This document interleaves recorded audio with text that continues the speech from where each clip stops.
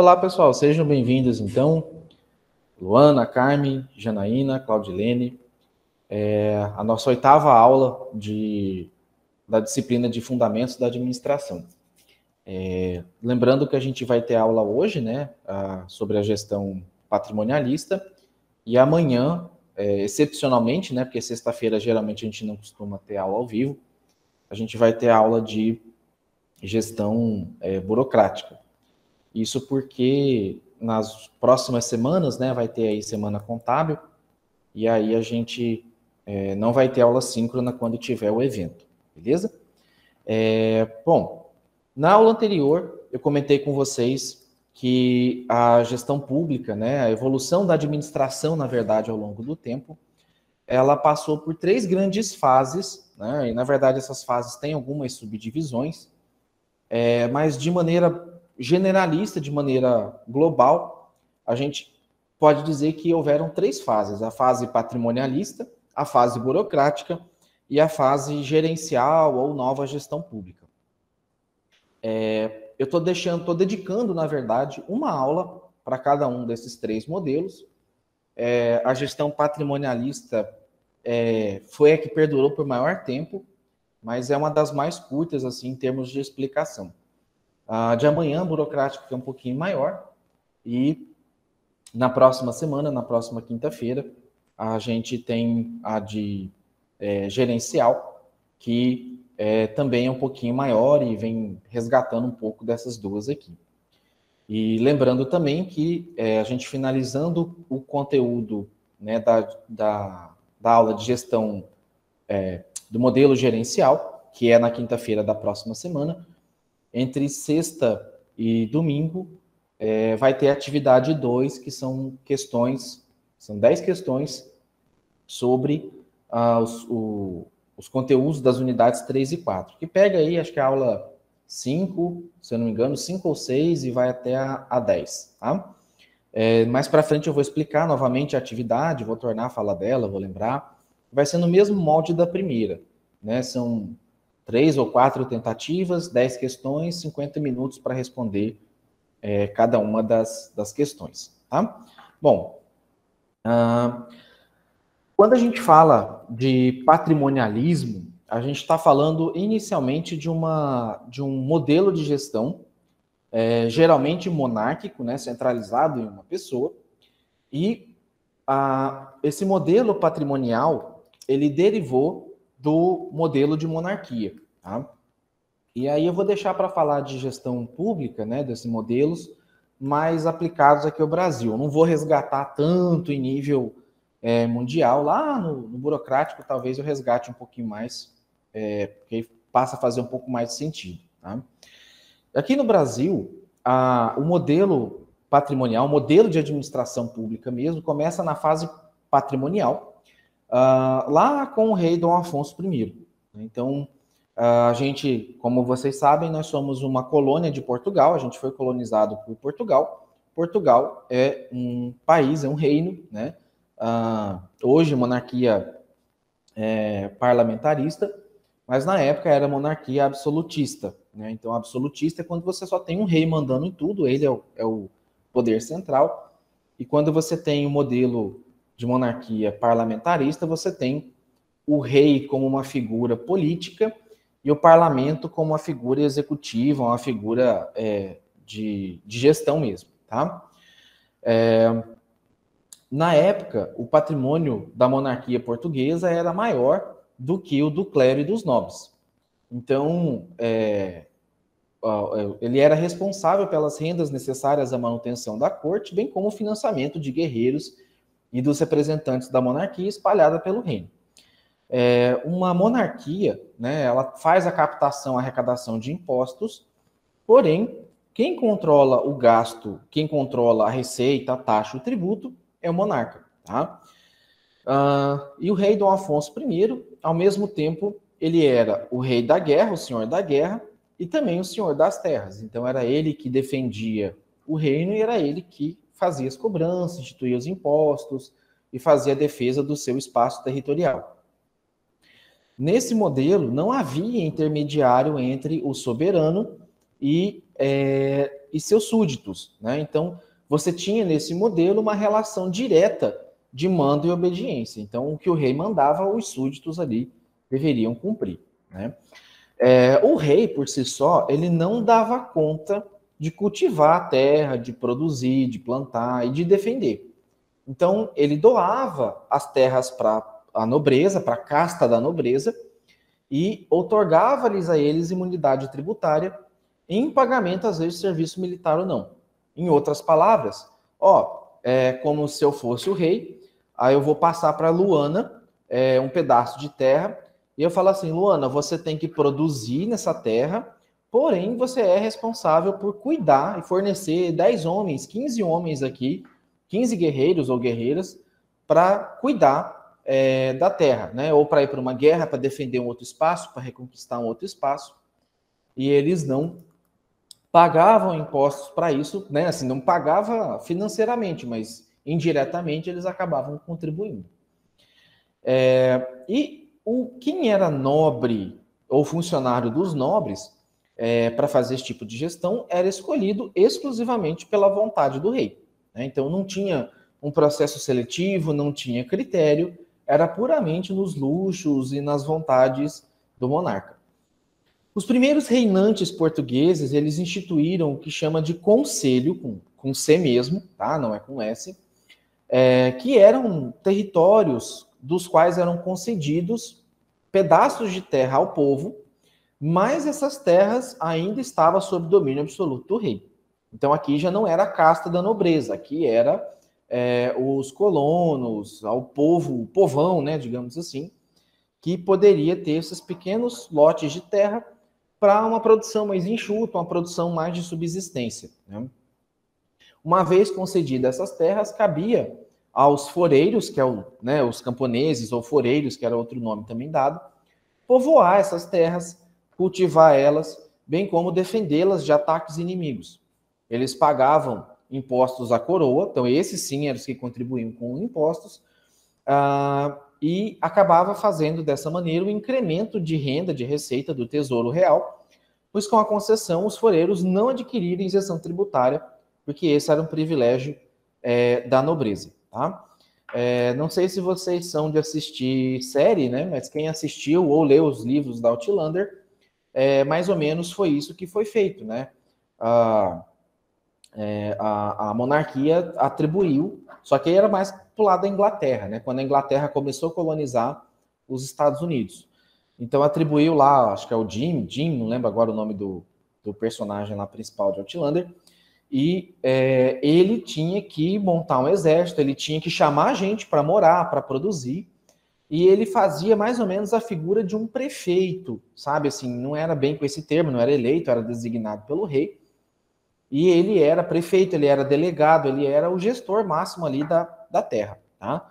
Sem critério nenhum, tá? Meu amigo aqui, de confiança, eu vou pedir para ele cuidar, tá? E ele era o responsável por estar correndo as terras para arrecadar o dinheiro e repassar esse dinheiro para a coroa, tá? E aí começava a surgir dessa maneira um tipo de funcionalismo público, tá? E aí você tinha a figura dos mordomos, dos almoxarifes, essas pessoas que figuravam como prefeitos também das terras e que eram pessoas responsáveis pelo recolhimento dos tributos inerente às concessões forais, ou seja, a delegação de usufruto e exploração ali da terra. Então, indiretamente, né, ainda que não formalizado, esse era um tipo de funcionário público, de funcionalismo público, tá? Essas receitas ocasionaram o fortalecimento do poder do monarca, e ele fazia uma aliança com o povo e também ajudavam a manter a face patrimonial do Estado, uma vez que não se distinguia o que era público do que era privado. Bom, chegamos aqui à primeira característica e uma das características mais marcantes do modelo patrimonialista, que é a não separação do que é coisa pública do que é coisa privada. Ou, como diz em latim, do que é res principis e do que é res pública. Res, em latim, significa coisa, tá? Então, coisa pública e coisa do rei, do monarca, do príncipe. Então, esse conteúdo, toda vez que vocês forem estudar para concurso público, que tiver ali conteúdos de administração pública ou de gestão pública, muito provavelmente cai perguntas que a gente vai ter nessa aula e nas duas próximas, tá? Então, qual que é uma das características do modelo patrimonialista? Uma das características é a não separação entre o patrimônio público e o patrimônio privado. Ou seja, você você podia usar, mas não era seu. E às vezes você usava como sendo seu, né? Fazia como se fosse uso seu, porém não é seu, tá? E nisso, até hoje, a gente verifica exemplos desse tipo de situação. Como assim, professor? Como é que eu enxergo hoje, dentro da administração pública, um exemplo de gestão ou de modelo patrimonialista? Bom, primeiro, quando você pega, às vezes, um servidor público com um veículo institucional, fazendo compras pessoais, particulares, né, fazendo do veículo como se fosse de uso seu, como um bem seu, tá?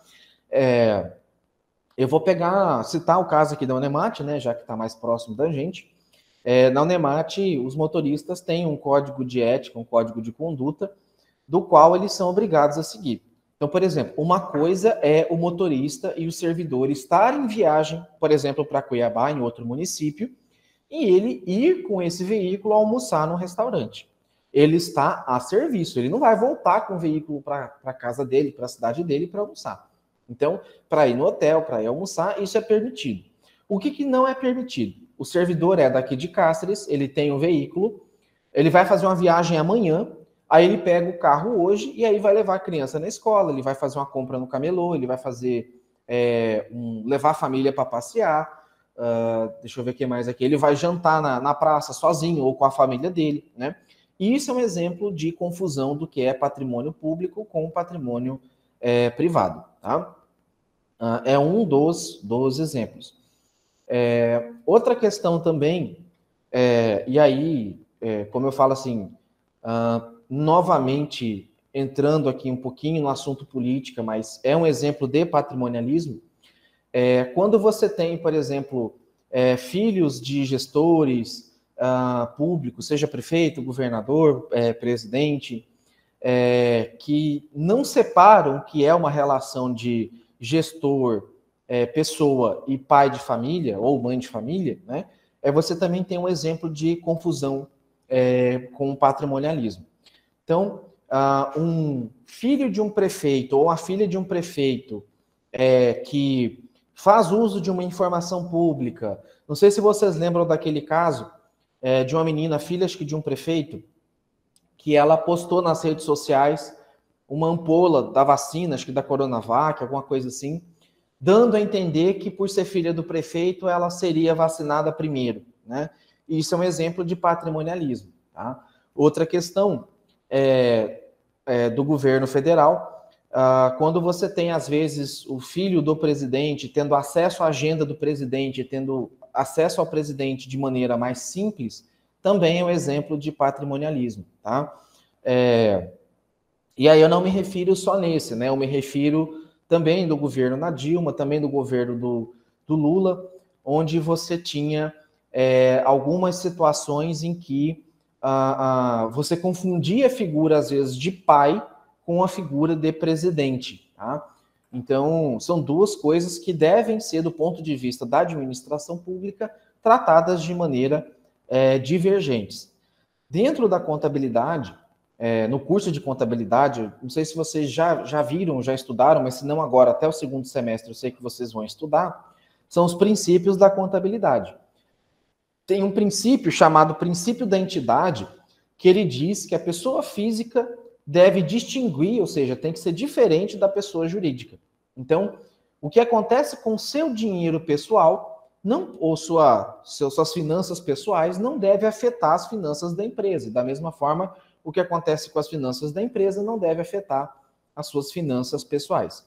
Então, o que a gente tem como confusão do princípio do patrimonialismo ou do modelo patrimonialismo na gestão pública, a gente tem como similar, como igual, a confusão com o princípio da entidade numa empresa privada. Então, quando você compra um carro para a empresa, né? Ah, vou comprar um carro para a empresa que comprando com CNPJ é mais barato. E aí você faz o uso desse carro como seu, né? Você registra isso no patrimônio da empresa, mas usa como bem pessoal, é uma confusão com o princípio da entidade, tá? E quando isso acontece na administração pública, ixi, desmontou minha caneta aqui. É uma confusão com o princípio, né, o modelo patrimonialista. Então, as rendas de terra, elas não eram fonte exclusiva de riqueza real. O comércio marítimo, para a monarquia, esse sim era uma fonte de riqueza. A partir de então, a expansão desse tipo de comércio marítimo, com a expansão dele, na verdade, deu-se o crescimento de uma nova classe social que foi chamada de burguesia. Ela não era vinculada à renda de terra, mas ela era financiadora e ligada às atividades comerciais. Então, perdão, os burgueses eles não tinham terra, mas eles tinham domínio do comércio. Eles pegavam aquilo que era produzido na terra e comercializava, vendia, principalmente entre países. Tá?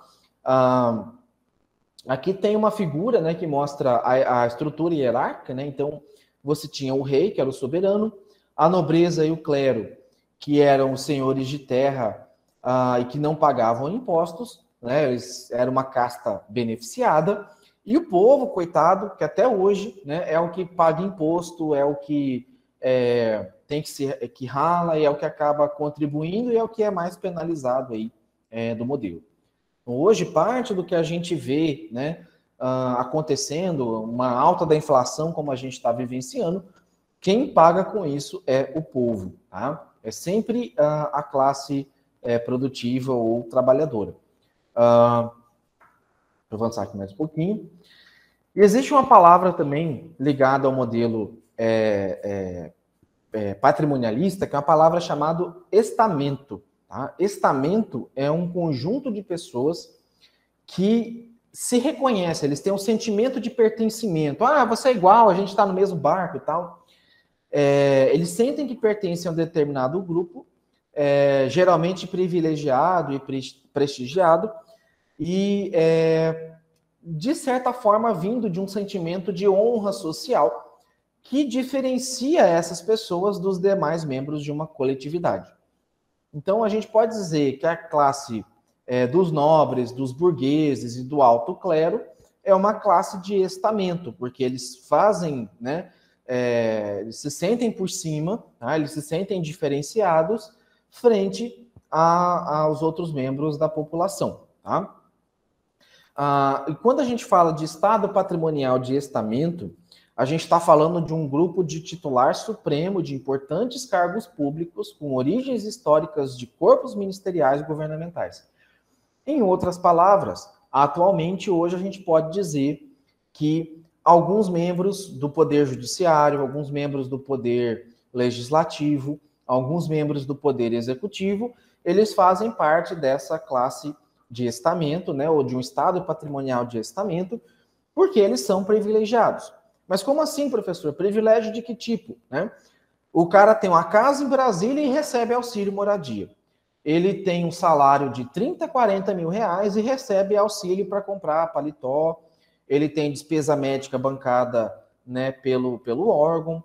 Né? Então, ele pode fazer cirurgia, ele pode operar a família inteira dele, que ele consegue reembolso da despesa médica. Tá? E aí a gente pode caracterizar esses estamentos como dotados de certos traços burocráticos. Né? Então, o exercício do poder, a partir de um cargo público, tendo como fonte para acesso a esse mesmo cargo, saber técnico, advindo da aristocracia, poder melhores. O que significa isso, professor? Essa pessoa geralmente tem essa função, ou consegue se enquadrar nesse estado patrimonial de estamento, porque ele tem um certo conhecimento de como fazer as coisas, ou de como as coisas funcionam. Então, a gente pode, entre parênteses, resumir isso como um poder técnico, tá? E, por conta disso, ele acaba, por conta de obter essa informação ou técnica, ele acaba tendo certos privilégios e certas honrarias, tá? E a aristocracia, que significa essa classe mais elevada, um poder de classe mais elevada, configura um Estado que manipula a economia como um empresário, alimentando-se de receitas advindas da atividade comercial marítima. Tá? Um exemplo prático disso, professor, como é que isso ocorre? Tá? Hoje, antigamente não, mas hoje você tem aqui no Brasil um órgão, um meio que fictício, chamado CAD, que é o Conselho Administrativo de Desenvolvimento Econômico. Qual que é a função do CAD hoje em dia? Ele evita a criação de trustes ou de monopólios. Ele evita que uma só empresa vende ou comercialize um tipo de produto. Então, na época não se tinha isso. Na época você tinha a Standard Oil com o Rockefeller, que era um cara que dominava a parte de produção de petróleo. Você tinha, puxa, fugiu o nome aqui agora, o Carnegie, que era o dono das trilhas de ferro. Você tinha o JP Morgan, que era o cara que começou a criar os bancos, e ele, né, tudo quanto é banco que tinha era dele. Então, quando você monopoliza, quando você tem um grande grupo, ou oligarquiza, ou aristocraciza, tá? Um grande grupo, você tem pessoas que podem controlar a economia. Imaginem vocês um único grande produtor de arroz, entendeu? De alimento. E aí ele fala assim, eu não fui com a cara desse presidente, eu vou até plantar arroz, mas eu não vou vender, eu não vou fazer esse arroz chegar na prateleira. O que vai acontecer com o preço? Vai subir, entendeu? E aí ele acaba controlando a economia. O fato dele reduzir a produção ou reduzir a oferta do produto, automaticamente vai fazer com que o preço de mercado se eleve para que haja equilíbrio entre oferta e demanda. E aí ele vai vender mais, vai vender menos e vai ganhar mais, tá? E quem pode comprar, quem pode pagar mais vai pagar, quem não pode vai deixar de comprar, vai deixar de comer. Então, nesse contexto, né, em que você tinha esse grupo aristocrata estamental se fortalecendo e controlando a atividade, né, os burgueses controlando a atividade comercial marítima, mais ou menos nessa época foi quando Pedro Álvares Cabral chegou com a sua comitiva no Brasil em 1500, sobre os olhos, né, sob a gestão do rei Dom Manuel I. Essas raízes, esse contexto histórico, passou a influenciar até hoje o modelo de administração pública brasileira, tá? De controle, de forma de gestão. Até hoje a gente consegue encontrar ainda alguns traços desse modelo. Com a chegada da corte portuguesa ao Brasil, consolidou-se aqui uma administração pública forte e hierarquizada e muito complexa, na qual a lógica era da apropriação do público pelo privado. Então, o cargo público era sinônimo de status na época e possibilitava benefícios e privilégios aos seus ocupantes. Então, percebam que até hoje a recíproca é verdadeira. Tá? Na época, se você voltar lá no início dos 1500, quem que morava aqui no Brasil? Eram os índios. Tá? O que os índios na época entendiam de gestão pública? Nada, né? Eles viviam de atividade de subsistência, eles mal tinham contato entre tribos. Aí imagina chegar pessoas vestidas, com equipamento que eles nunca viram, né? E eles acabavam, os portugueses acabavam chegando aqui com benefícios, com privilégios, e como trouxeram bastante escravos, né, para colonizar aqui também a região, não era só os índios, eles acabavam criando essa diferenciação aí de castas. Então, desde o período do descobrimento, né, em 1500, até a Revolução de 1930, é possível a gente verificar a centralidade do Estado ao redor do monarca, ao redor do gestor público, tá? Do qual sempre foi decidido os destinos econômicos, sociais, políticos. Ainda que a gente passa para a República, em 1800, ainda assim a gente tem uma monarquia disfarçada de república. Tá? O Estado assumiu, nesse período, algumas características, na verdade, assumiu praticamente todas as características do conceito de patrimonialismo, e institucionalizou-se como um tipo de dominação tradicional. Eu vou explicar os tipos de dominação amanhã: tradicional, racional, legal e dominação carismática. Tá?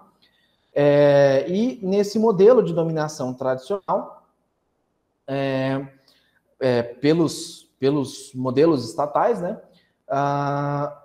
quem mandava como segundo escalão eram os fazendeiros, os senhores do engenho e os coronéis. Tá?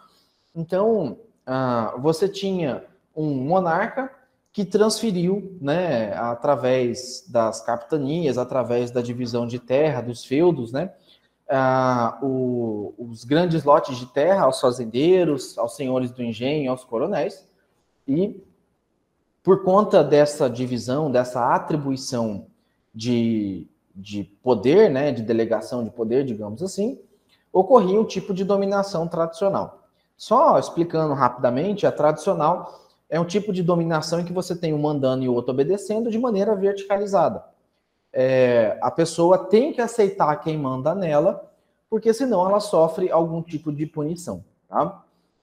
E aí o Brasil, cheio de ouro, cheio de pau-brasil, cheio de riqueza, passou a ser cobiçado por navegantes oriundos da Europa, tal como Espanha, França e Inglaterra.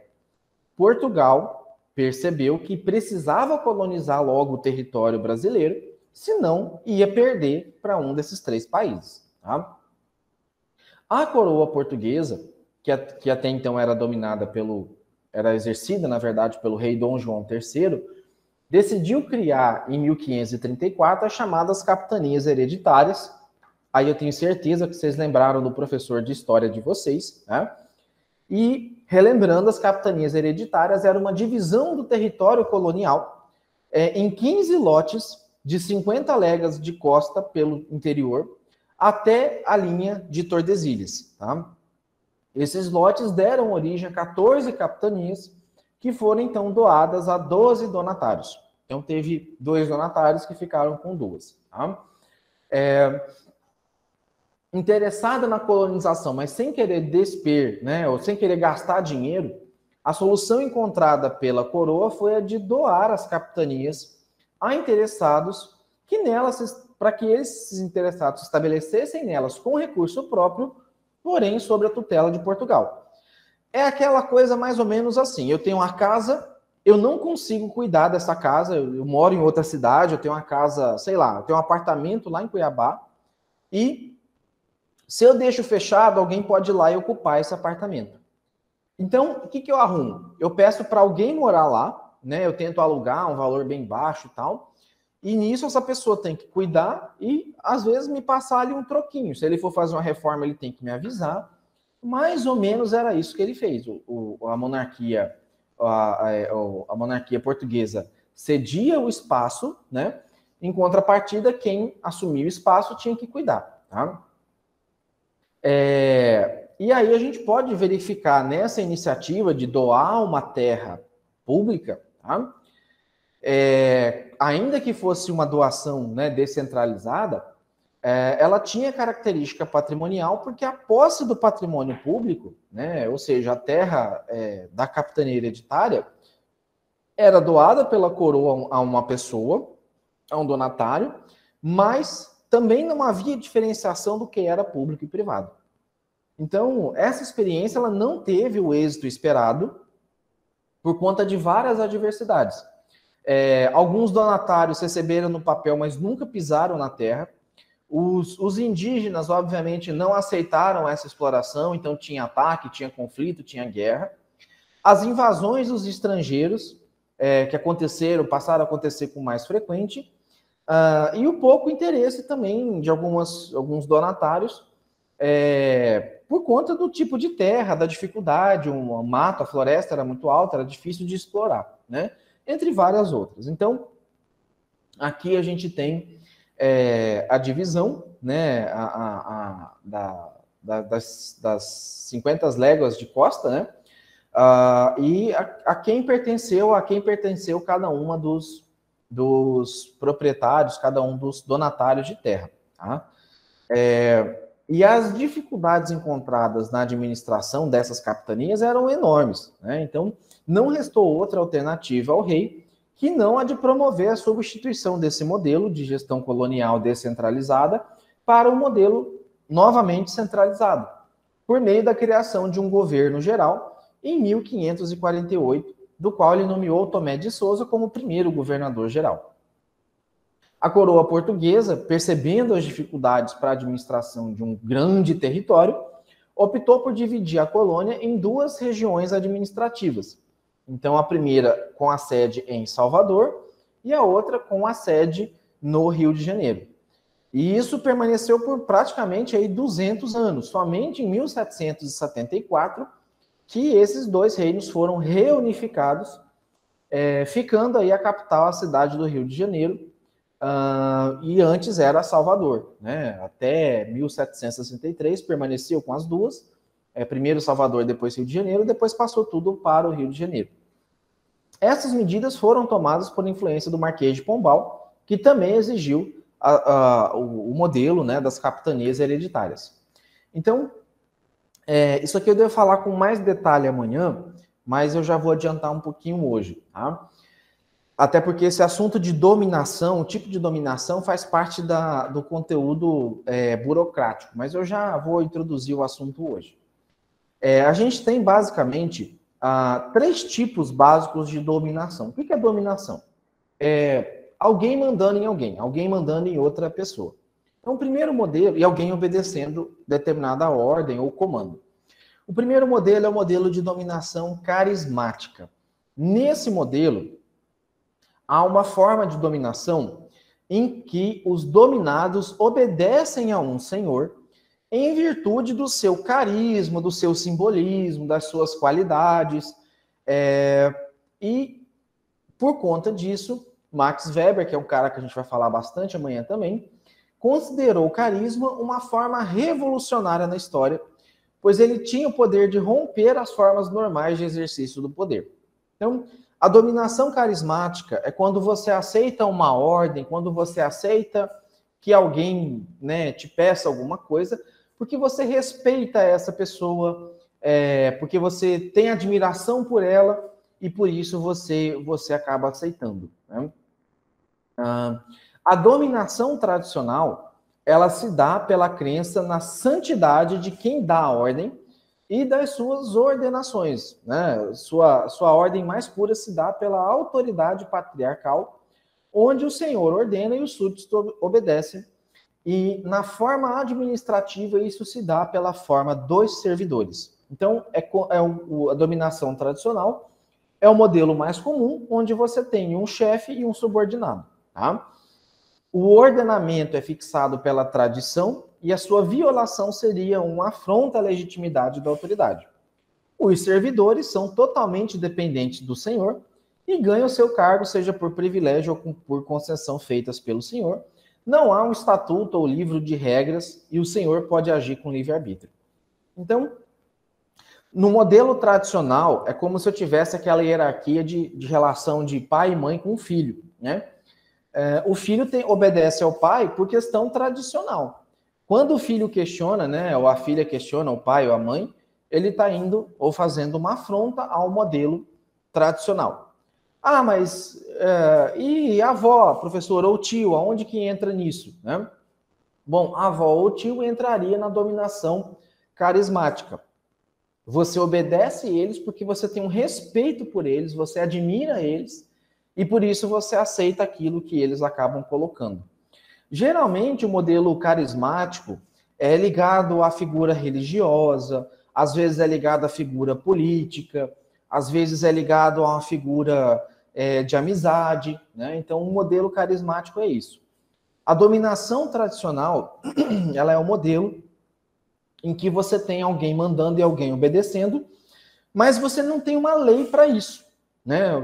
O fato de você ter um pai e uma mãe que te dá uma ordem, formalmente é respaldado pelo Estatuto da Criança e do Adolescente, que impõe um monte de obrigações aos pais, né? Mas fora isso, não tem, né, uma regra que diz eu sou filho, eu tenho que obedecer. Geralmente é meio que na pressão, é meio que no argumento ali. Numa prefeitura, num órgão público, perdão, às vezes você tem alguns cargos que eles são simbólicos, tá? E mesmo sendo simbólicos, as pessoas acabam respeitando, né? Então, a inauguração tem que ser feita por fulano de tal, né? Quem dá ordem aqui é essa pessoa e sempre quem escolheu essa pessoa foi o fulano de tal. Então, esse tipo de dominação tradicional, ele é uma hierarquia que é respeitada, porém não tem lei, não tem nada que diga que você tem que respeitar. Só que ao não respeitar, você gera uma afronta com os demais membros ali que compõem o seu coletivo, que compõem o seu grupo. Já a dominação legal, que é o terceiro tipo, ele passa na verdade, ele é a Constituição formal. Ele é muito parecido com o tradicional, a diferença é que ele tem uma regra, ele tem uma lei, ele tem alguns que chamam de dominação racional legal, tá?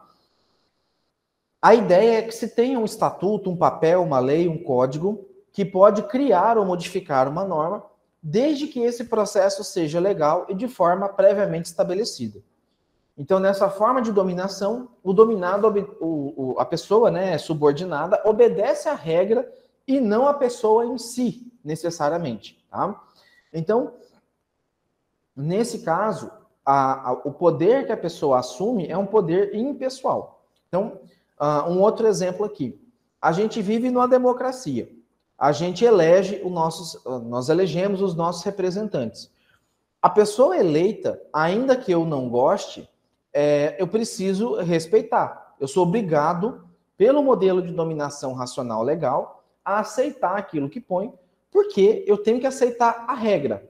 Mas a pessoa ganhou errado, a pessoa ganhou a regra, se jogou dentro do livro da regra, ganhou. Tá? Nem sempre é o que a gente quer, nem sempre é o que a gente gosta. Tá?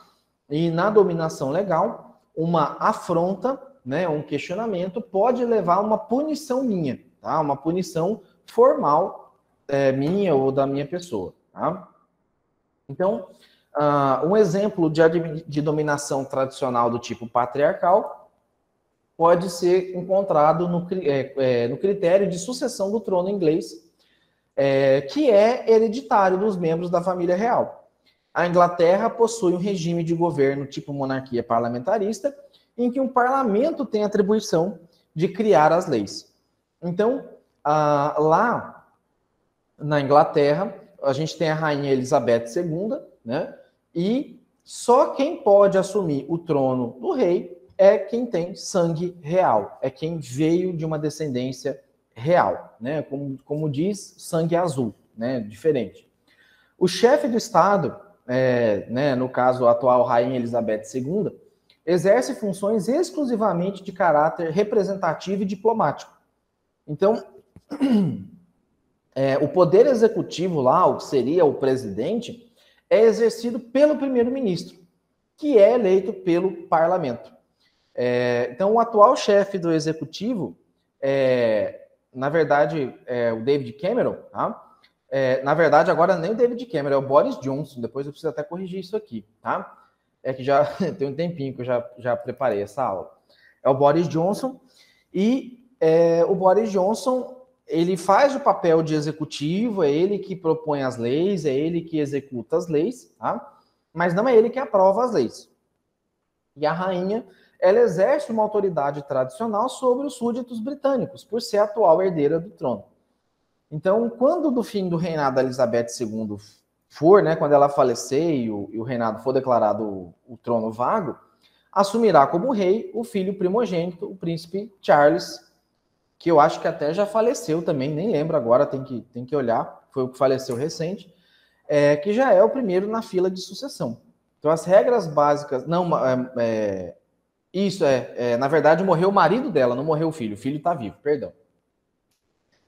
As regras do processo sucessório da monarquia do Reino Unido são oriundas desde o século XVII.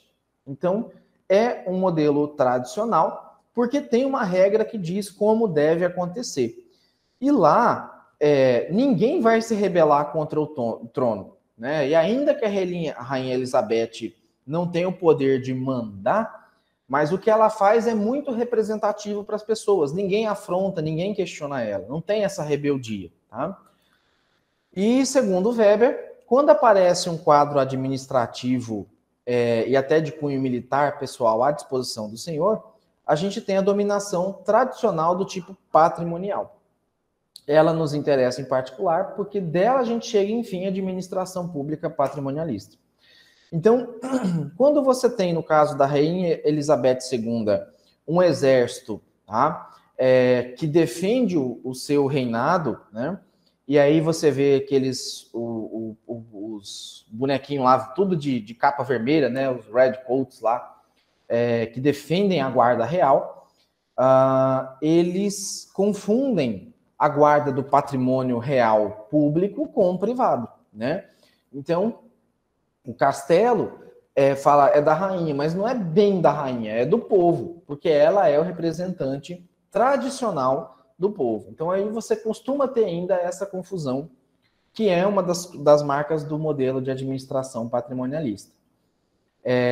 Matias Pereira, que é um cara que estuda bastante administração pública, ele diz que esse modelo de configuração patrimonial durou até a derrocada, até a caída do Estado absolutista monárquico, que aconteceu aí por volta do meio do século XVIII, que foi caracterizado principalmente pela separação entre patrimônios pessoais do monarca e do público, pois todos esses aparelhamentos estatais eram tomados como algo extensivo ao seu poder.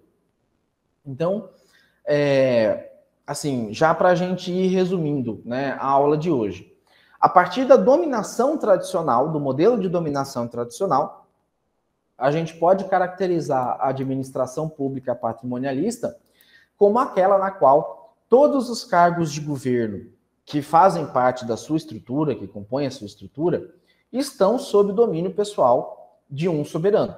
Para fazer parte dessa comunidade, para pertencer ao quadro de servidores, o recrutamento de servidores começou a ser dado por meio de relações de confiança e obediência estrita ao senhor. Então, a escolha era puramente pessoal e levava em consideração mais a confiança que o monarca tinha do que na capacidade técnica, física, intelectual dessa pessoa. Tá? E muitas vezes, em órgãos públicos, até hoje, você vê esse tipo de situação. Os tal dos cargos de confiança, tá? A Constituição Federal tem várias derrapadas na curva aí. Quando eu falo derrapada na curva, leiam-se erros, falhas aí, né? De conceito teórico muito bonito, mas prático muito feio. Quando você fala um cargo de confiança, quando a Constituição Federal permitiu as escolhas de contratação de pessoal sem o ingresso por concurso público, que são os cargos de confiança, a ideia era que você fizesse a contratação de pessoas que deteriam autoconhecimento técnico e que poderiam contribuir para a gestão pública de maneira temporária. Não precisaria fazer um ingresso permanente, porque a contribuição deveria ser temporária. Tá? Na prática, pessoal, os cargos de confiança acabaram virando uma espécie de cabide de emprego, principalmente nas prefeituras, onde a gente observa que um gestor público, né, um prefeito, ao ser eleito, ele arrasta um monte de cabo eleitoral, arrasta um monte de apadrinhado político, e que não tem formação na área, que não tem capacidade técnica, e aí geralmente põe uma ou duas pessoas que sabem mesmo fazer, porque se botar só gente que não sabe fazer, só cabide, as coisas não andam. E aí ele não conclui, não se reelege depois. Tá? Os funcionários, né, contratados pelo modelo patrimonialista, eles podem crescer a um cargo mediante um desejo de quem manda, né, mediante o desejo do rei ou do mandatário. Bem como, na época da monarquia, eles podiam arrendar ou comprar o direito de fazer parte de uma hierarquia maior, tá? Fazendo jus ao recebimento de alguns benefícios e podendo ainda vender esses benefícios, esses direitos ao terceiro. Então, quando eu conseguia ascender ou crescer, né, com a minha terra, com a minha produção, eu poderia comprar títulos e poderia vender esses títulos. Então, imaginem vocês uma pessoa que era um colono, era um camponês, e que ele produziu, conseguiu juntar dinheiro e comprou um título da nobreza.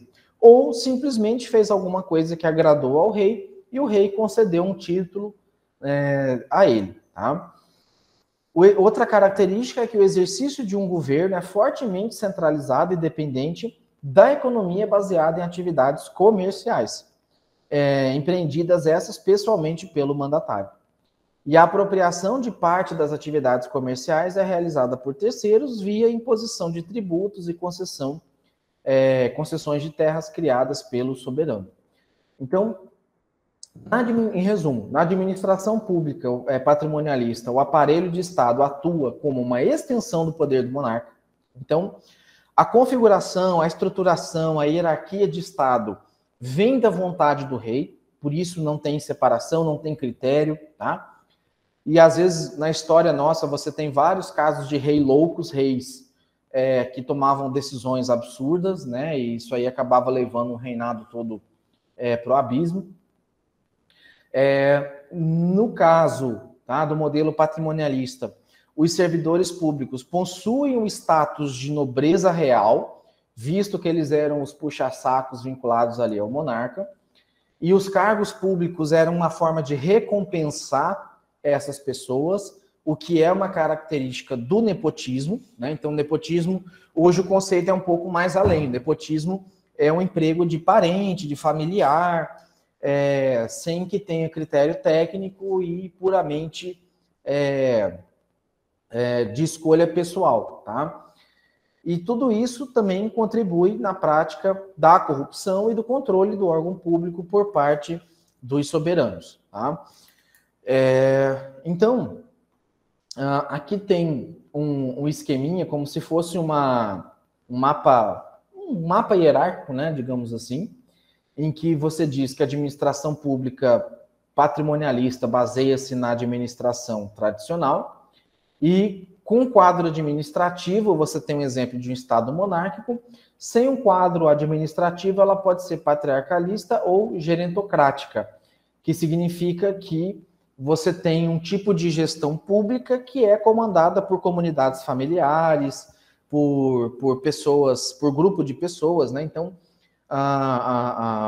numa aldeia, né? Ainda que for indígena, numa aldeia você tem lá o cacique, você tem ali a pessoa imediata ao cacique, você tem toda a representação estruturada também, ainda que for um modelo, né? Por exemplo, indígena, tá? Familiar e tal.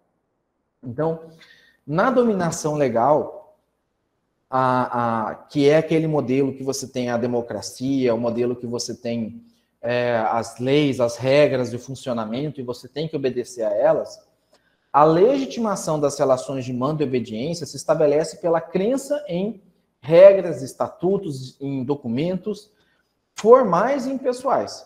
Então, essas regras são criadas de maneira escrita e impessoal.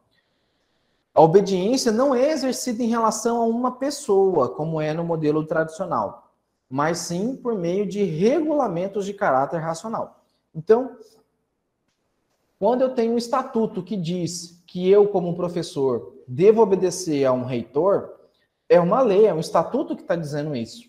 Lá está dizendo que o Estatuto do Anemate está dizendo quais são as funções do reitor, do pró-reitor, do diretor, dos conselhos, entendeu? E aí eu tenho que obedecer essas funções.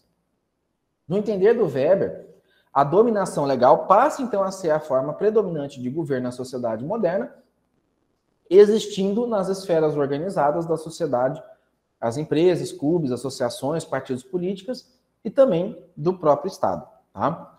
Um minutinho só, pessoal, só um minuto.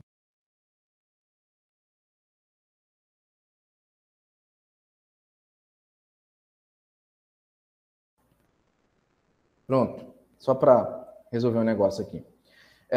E esse modelo racional, né, ou de dominação legal, ou racional legal, que é a mesma coisa, ele passa a ser predominante na nossa sociedade por volta aí dos anos 1930, porque começou-se a se criar determinados regulamentos e a sociedade, lá do Jean-Jacques Rousseau, lá na teoria contratualista, ela passou a ter necessidade de começar a criar regras, uma vez que o poder estava sendo tirado de uma centralidade e sendo distribuído para níveis hierárquicos mais baixos num processo de descentralização.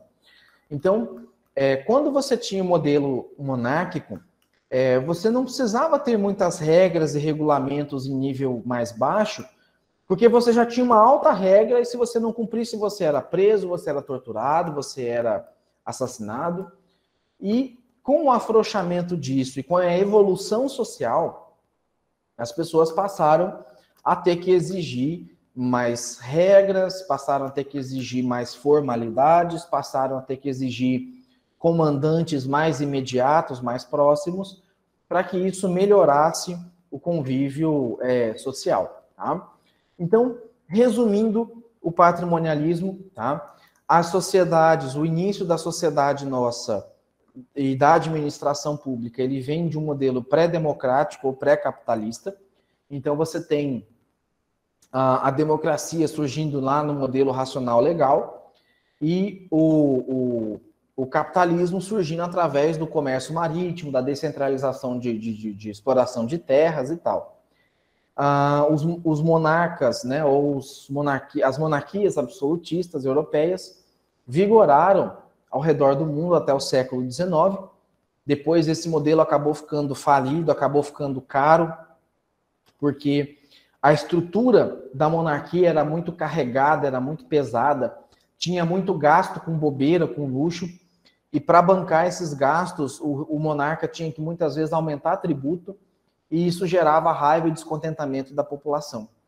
Então a população questionava alguns gastos, né, do monarca, como questiona até hoje gasto de prefeito, de governador, de presidente, que muitas vezes fala que não tem dinheiro, e de repente acaba gastando com um monte de coisa supérflua por aí, entendeu? Outra característica também é que o patrimônio do Estado pertencia ao seu soberano e não à sua dinastia, né? Então não à sua população. A população era composta por um conjunto amorfo, ou seja, diferente, não igual, de súditos, e não havia distinção clara entre a res pública e a res príncipes, ou seja, entre a coisa pública e a coisa privada do rei, particular do rei.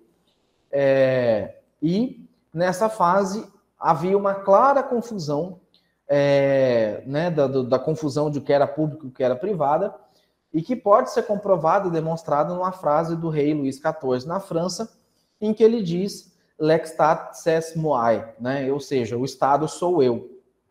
Quando Luís XIV ele fala o Estado sou eu, ele está personificando, ele está confundindo a figura de Estado público com pessoa. Tá? Ele está fazendo essa confusão, que é a característica mais marcante aí do patrimonialismo. Então, com isso aqui, eu encerro a aula de hoje. Tá? Ela é um pouquinho mais curta mesmo, a de amanhã deve chegar a 1h10, 1h15. Tá? Convido vocês para continuar, né, para assistir aí a aula amanhã, que começa às 7 horas, no nosso horário, tá? O horário que está lá marcado. E hoje à noite eu vou ver se eu posto essa aula e amanhã à noite eu vou ver se eu posto a próxima aula também, tá? Alguma dúvida ou pergunta?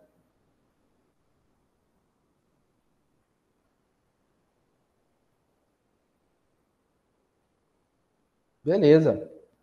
O senhor está no céu, viu, Agatha? Eu já tenho cabelo branquinho aqui, mas eu sou novo, viu? Pode dispensar aí as formalidades, tá? Eu sei, eu também faço isso também, aí eu volto e meio, pessoal, o senhor está no céu, tá?